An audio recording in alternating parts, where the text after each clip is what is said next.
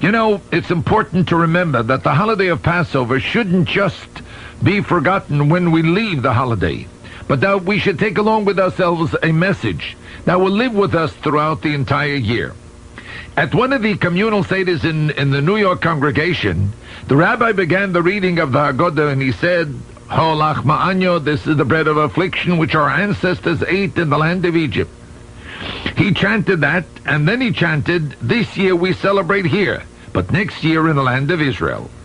Suddenly, the solemn reading was interrupted. No, here it's good enough, shouted the president of the synagogue with patriotic fervor. The gentleman is a well-to-do attorney occupying one of the finest suites of law offices in the metropolitan area, and his utterance is representative of the point of view held by a goodly portion of America's wealthy Jews. In truth, America has showered upon our people all the blessings that this great and powerful land has to give. We have here received freedom, equality, wealth, and social position. The members of our race occupy the most honored posts which our republic has in its power to bestow. Jews have become captains of commerce and industry. We have been honored members of the bench and the bar. We have made our reputation in science and in medicine.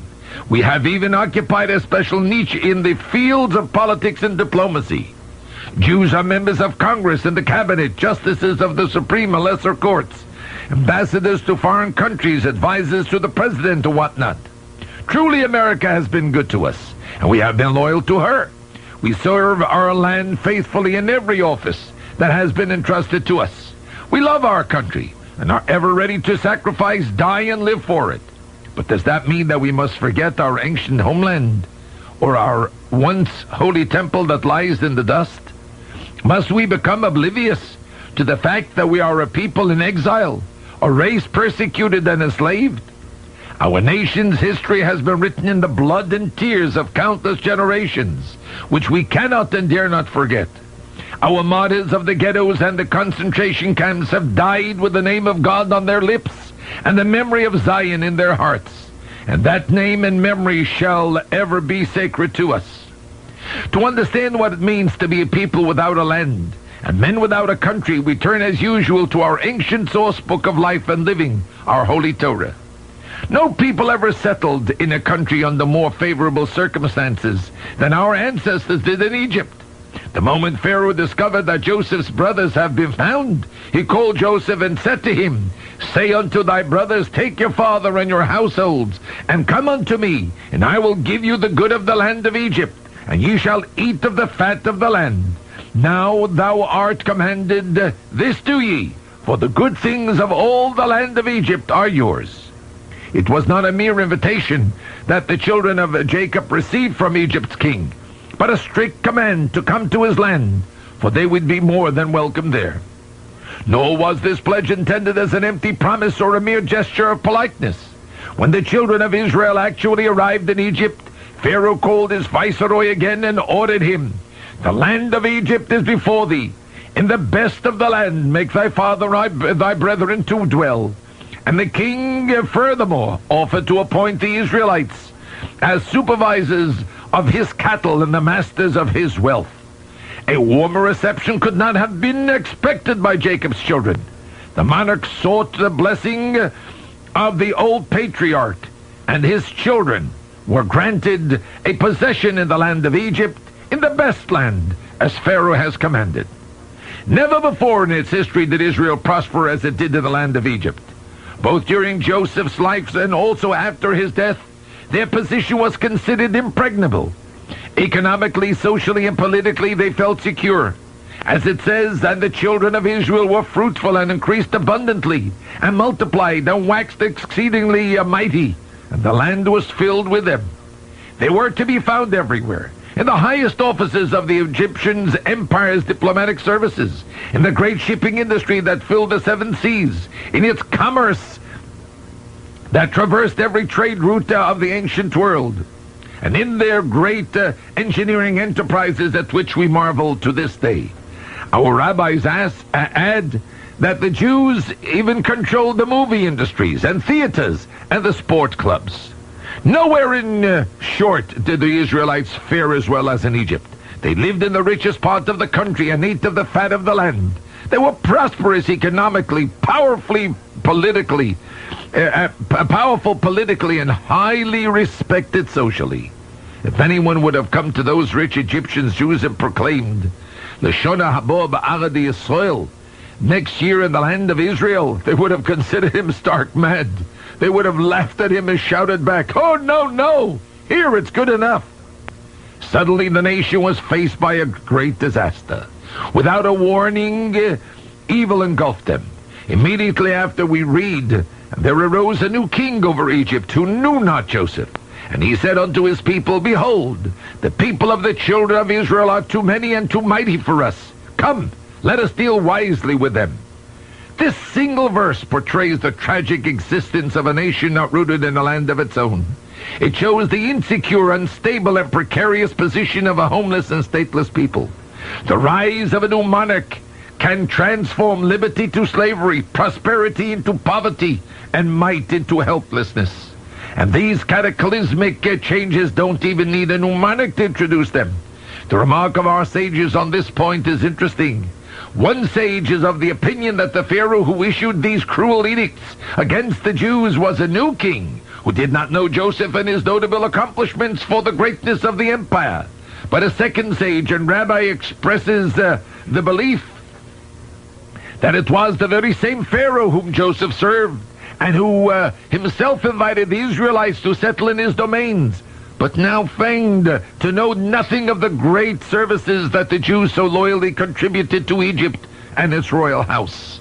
The very same Pharaoh, mind you, who a few years earlier gave Jacob's children the fat of the land, now presented them with the inhuman decree of Kol Habein Hayilod Hayaora Tashlichu, that every son that is born you shall cast into the river. In this dramatic story of our ancestors is mirrored the tragic fate of a homeless people, a nation in exile.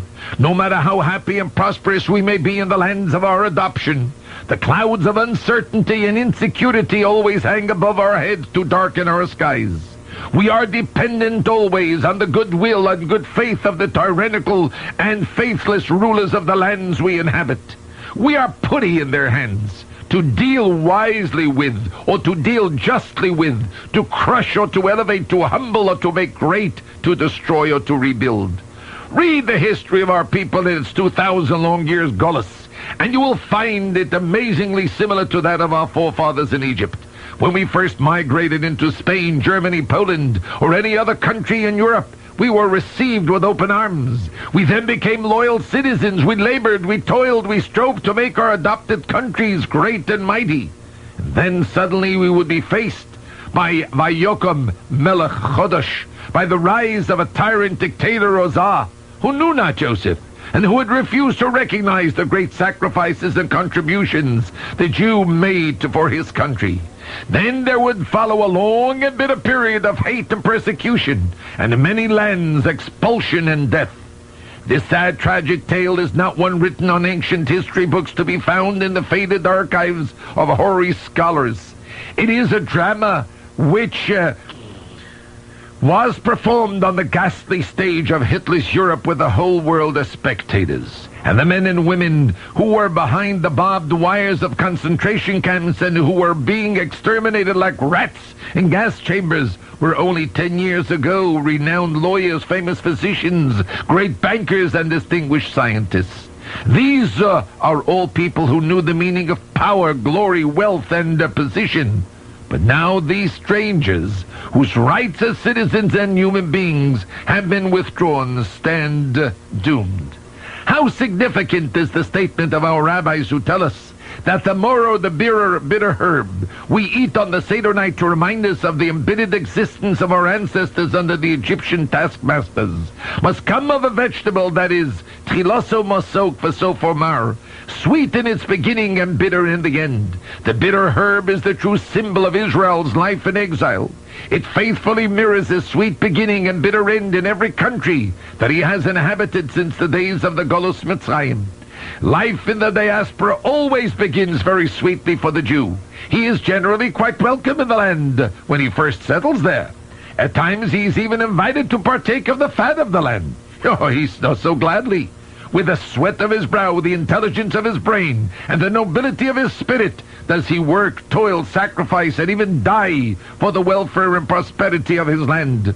But the sweet beginning soon gives way to the bitter end, and then he realizes for the first time what homelessness and statelessness means to a people. And then old, long-forgotten prayer then emanates from his parched and burning lips. L'shoda habo ba'aradi Yisroel. God, give us a home, a land we can call our own. Return us to Jerusalem, O Father, where we can live by right rather than sufferance, where even though we may be faced by a hard and difficult beginning, we shall be certain of a sweet end. But there are still some Jews, especially in free and democratic America, who balk at uttering a prayer for the land of Israel. They are certain that it can't happen here. They give no thought to the Tchiloso Masok V'Sofamar, destiny of the wandering Jew.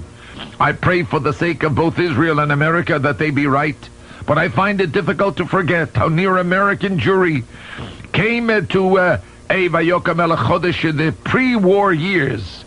I still remember the diabolic and vicious preachings of Coughlin aiming poisonous arrows at the hearts, the rude statements of a high-flying, low-sinking American aviator, and the hurriedly summoned councils of the America First Committee to deal wisely with us. But then came the American fascists and fifth columnists, found that it unwise to continue the hate propaganda in the face of an aroused and united America. To believe that the hate mongers are dead or that they have become true converts to democracy is insane. The fact is they have merely gone underground for the duration to rise again as the time when time will come. True, we hope that they won't be able to raise their ugly heads, but at least we should realize that such an effort will be made. And so, we ought to know that even on this blessed American soil, in which hate and malice never succeeded in taking root, there is danger of the planting of moror, and that an effort is being made to supplant the sweet beginnings with the bitter end. And so, my dear friends, when we celebrate our Seder, and we sit and we proclaim with sincerity and solemnity the ancient words of our Haggadah, that, O Jew, holach ma'anya, this is the bread of affliction which our forefathers ate in the land of Egypt. O Jew, no matter how free, prosperous, and happy you may be at this moment, realize that your Golos bread is the very same bread of affliction that your ancestors ate in the land of Egypt.